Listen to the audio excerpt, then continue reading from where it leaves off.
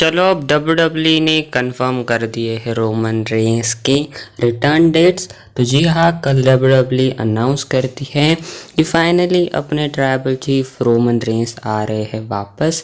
लेकिन आपको थोड़ा सब्र करना पड़ेगा इसके लिए, क्योंकि रोमन रेंस की जो रिटर्न डेट्स हैं वो निकल कर सामने आ चुकी है एंड रोमन रेंस आने वाले हैं 21 एंड 28 मार्च के स्मैकडाउन के एपिसोड में। रोमन रेंस पोस्टर पर है एंड इसको देखने के बाद रोमन रेंस भी इसको रिट्वीट कर कर कहते हैं कि एक्नॉलेज करो रोमन रेंस की ग्रेटनेस को। एंड यहाँ पर से ये कहते हैं कि रोमन रेंस तुम्हारा ट्राइबल चीफ आने वाला है तुम्हारे शहर। तो ये रोमन रेंस ने कुछ चीज़ें कही हैं एंड वेल अब रोमन रेंस आएंगे स्मैकडाउन पर।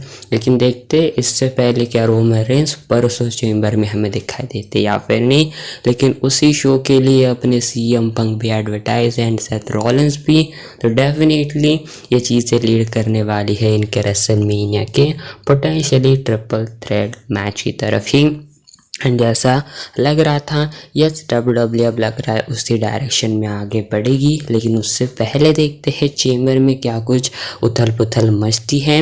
लेकिन हाँ, लेट्स सी अब रोमन रेंस का चेंबर का पार्ट होंगे या फिर नहीं। लेकिन ये कुछ बातें हैं कि रोमन रेंस की रिटर्न डेट कंफर्म कर दी है WWE ने। बाकी रोमन रेंस की बात करें तो उनके भाई जे उसो की भी बात थोड़ी कर लेते हैं। एंड लोग अभी भी जे उसो एंड गंथर के मैच से इतने ज़्यादा मतलब ऐसे नहीं कि एक्साइटेड है।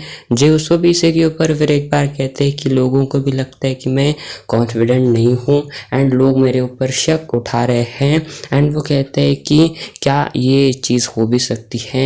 एंड यहाँ पर से लोग इसी चीज़ के बारे में भी बात कर रहे हैं कि क्या मैं इस चीज़ को डिज़र्व भी करता हूँ, क्या ये मैं चीज़ करके भी दिखाऊंगा। लेकिन कहते हैं कि मैं अभी साइलेंट हूँ एंड मैं साइलेंट ही रहूँगा एंड आपको चीज़ें पता चलेगी कि किस तरीके से होगी।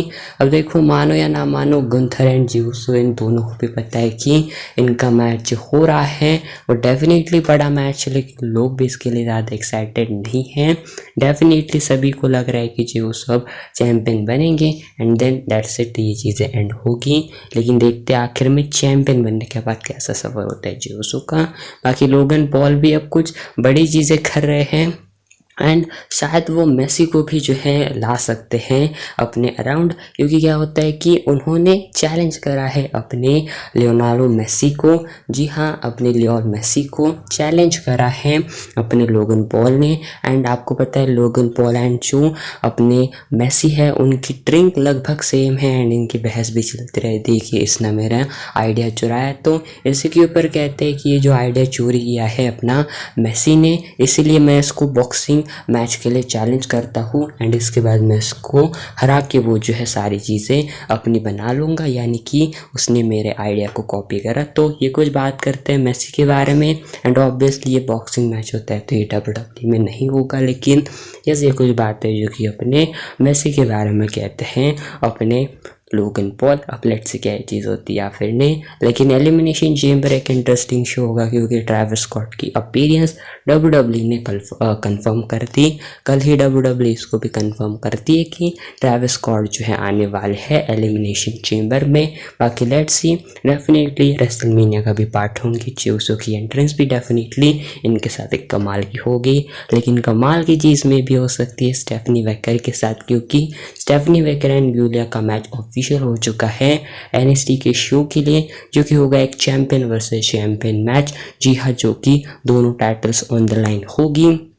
जी हाँ, जो भी जीतेगा उसको ये दोनों टाइटल मिलेगी। एंड अपडेट आई है कि यूलिया इंजर्ड है एंड उनको क्या इंजरी हुई है इसके बारे में तो अपडेट नहीं है, लेकिन वो इंजर्ड है एंड क्या इसीलिए WWE मैच कर रही है, लेकिन ऐसा लगता नहीं। एंड मे बी अगर ये मैच हो रहा है तो डेफिनेटली यूलिया को टाइम ऑफ चाहिए होगा।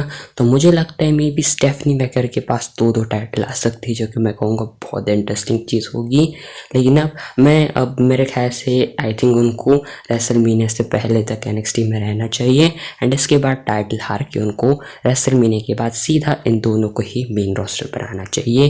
बाकी मेन रोस्टर की बात चली है तो स्मैकडाउन का मामला में ठीक नहीं लग रहा, क्योंकि बैकस्टेज जो रेसलर्स हैं उनको भी ये चीज़ ठीक नहीं लग रही कि स्मैकडाउन किस तरीके से 3 घंटे का शो हो चुका है, इसको जो है घसीटना ही पड़ता है एंड कुछ अच्छी चीज़ें चल नहीं रही है स्मैकडाउन में। ऐसे उनका कुछ कहना है कि इस आइडिया की अभी भी स्टिल बहुत सारे लोग रेसलर्स भी अगेंस्ट है कि जानबूझ के ही फालतू में भी WWE ने 1 घंटा स्मैकडाउन की ड्यूरेशन को बढ़ाया।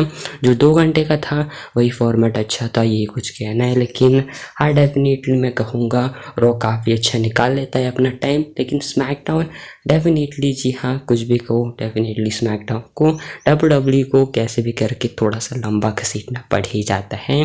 बाकी अब लेट्स सी इसके ऊपर WWE क्या चीज़ें करेगी या फिर नहीं। लेकिन आपके हिसाब से क्या 3 घंटे का स्मैकडाउन का शो रहना चाहिए या फिर नहीं, कमेंट में ज़रूर बताना। एंड अब फाइनली एक अच्छी चीज़ आपको बताता हूँ रैंडी ऑर्टन के बारे में, जिसको सुनकर आप खुश हो जाओगे, क्योंकि रैंडी ऑर्टन अगले महीने वापस आने वाले हैं, यानी कल के बाद इसी महीने वापस आएंगे, यानी कि मार्च में जो यूरोपियन WWE के टूर्स होंगे वहाँ पर रैंडी ऑर्टन वापस आने वाले हैं। जी हाँ, फाइनली ये गुड न्यूज़ है एंड इसके बाद वो अपना रेसलमेनिया के लिए केविन ओवेंस के साथ मैच को बिल्ड करेंगे। एंड मुझे लगता है मे बी ये जो अनसैंक्शन मैच है चेंबर में, इसी में एक परफेक्ट जगह हो जाएगी अपने रैंडी ऑर्टन के रिटर्न के लिए एंड वहाँ पर रैंडी ऑर्टन का रिटर्न WWE करवाएं।